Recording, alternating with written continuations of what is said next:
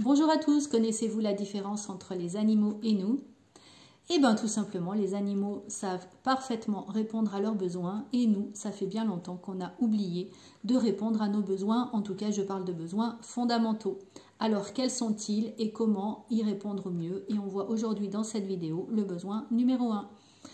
Je suis Véronique Chaput, je suis sophrologue, praticienne en hypnose et psychosomato-énergétique et effectivement notre besoin numéro 1, celui qui est fondamental et que l'on oublie, c'est notre capacité à respirer. Pour bien s'adapter, on a absolument besoin de respirer correctement et 90% de la population respire mal ou respire complètement à l'envers. Alors comment c'est possible et surtout comment remédier et avoir une bonne respiration? Alors on va commencer par pourquoi une bonne respiration? Tout simplement parce que notre respiration c'est ce qui nous fait vivre, vous l'avez sans doute bien perçu. C'est Otto Warburg qui est prix Nobel et qui montre lui-même que la respiration est indispensable à notre bonne santé et par ses différentes expériences, il a montré que sur des personnes qui développaient les tumeurs, les personnes qui respiraient les tumeurs disparaissaient ou ne grossissaient pas, alors que sur les personnes qui avaient une mauvaise respiration, donc souvent liée au stress, ces tumeurs pouvaient au contraire grossir. Comment cette respiration elle peut avoir lieu et comment elle va agir? Eh bien cette respiration elle se fait par un muscle qui est indispensable qui s'appelle le diaphragme qui se situe au niveau de l'estomac. À ce niveau-là, il va être comme une coupole comme ça qui va s'étirer en se contractant vers le bas et qui va se détendre et remonter. Ce qui fait qu'effectivement, une bonne respiration au niveau de vos épaules, au niveau de votre poitrine, il n'y a quasi pas de mouvement. Par contre, le ventre va se gonfler tout doucement à l'inspire et s'abaisser à l'expire.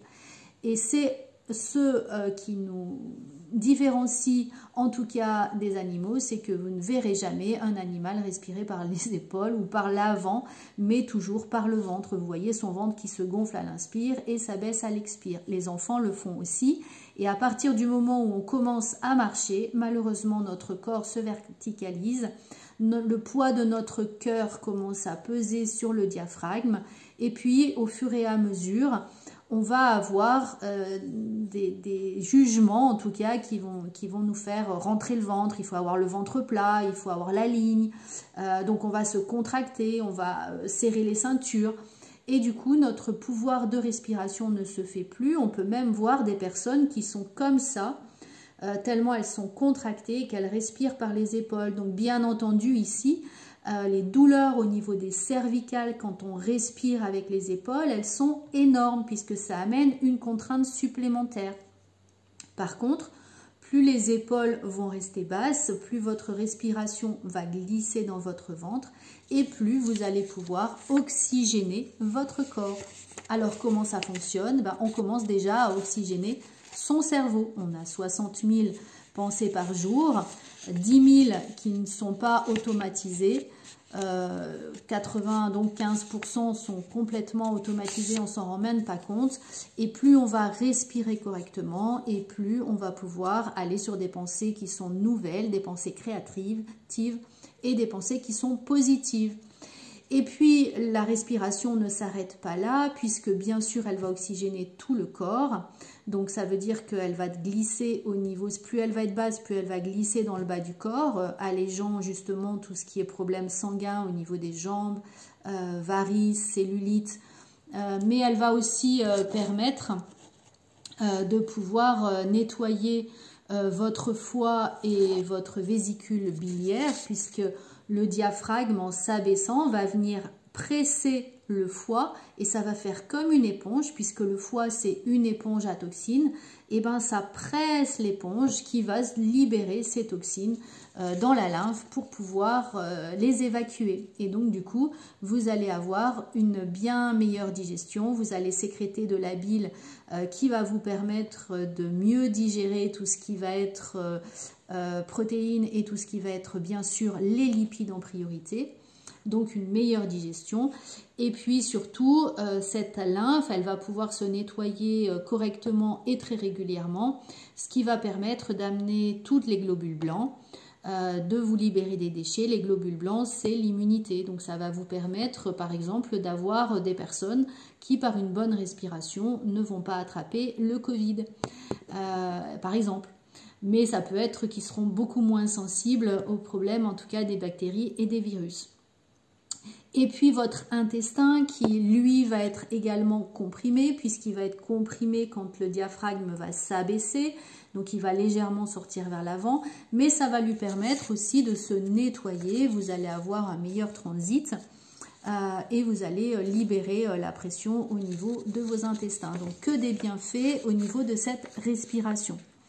Alors, comment bien respirer? Déjà, on commence à respirer par le nez. C'est très important de pouvoir respirer par le nez. On ne respire pas par la bouche. Et ça, c'est capital. Donc, vous habituez votre corps à re-respirer par le nez. Et par contre, on peut souffler par la bouche, souvent comme dans une paille. C'est silencieux. Et ça permet vraiment de pouvoir glisser dans la respiration. Alors, quelle respiration adopter? Vous pouvez utiliser la cohérence cardiaque. Dans ces cas-là, pour utiliser la cohérence cardiaque, si tout va bien, moi, je vous invite à faire un rythme de 5-6, c'est-à-dire 5 secondes, 6 secondes à l'expire. Ou si vous êtes stressé, ça peut être 4 secondes à l'inspire et 6 secondes à l'expire. Et pour faire ça, vous fermez les yeux. Et c'est important pour se couper de toutes les stimulations qui sont extérieures. Vous prenez le temps de compter jusqu'à 4.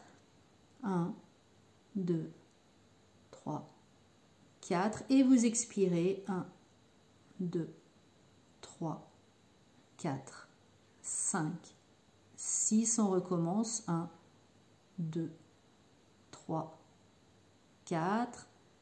1, 2, 3, 4, 5, 6. Pour être sûr de ne pas vous tromper, vous pouvez tout simplement aller de 1 jusqu'à 10 de la manière suivante.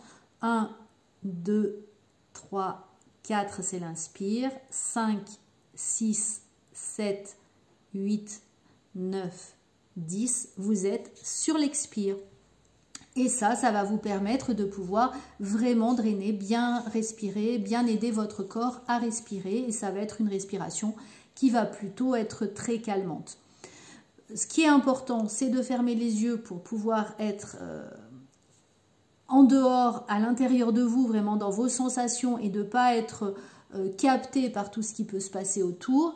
Et de le faire plein de fois dans la journée, mais pas forcément toujours à la même heure. Tout simplement parce que moi, dans mes groupes, je vois que les gens, ils viennent dans les groupes, ils respirent pendant le groupe très facilement, on commence à bâiller, on commence à lâcher, ça devient un conditionnement du corps, mais dès qu'ils ne sont plus dans le groupe, ils ont oublié comment respirer et on n'a pas reprogrammé sa respiration. Donc, si votre respiration n'est pas bonne, c'est important de pouvoir le faire 3-4 minutes, mais à 8 heures, à 10 heures, à midi, à 5 heures, à 10 heures, etc. On bouge un petit peu les horaires pour pouvoir bien reprogrammer notre corps et pouvoir prendre de bonnes nouvelles habitudes dans la respiration.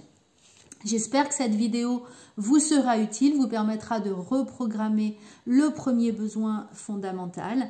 Je vous invite aussi à liker la vidéo si elle vous a plu, à pouvoir la partager et à vous abonner sur la chaîne. Et je vous prépare la deuxième vidéo sur le deuxième besoin fondamental. Belle journée!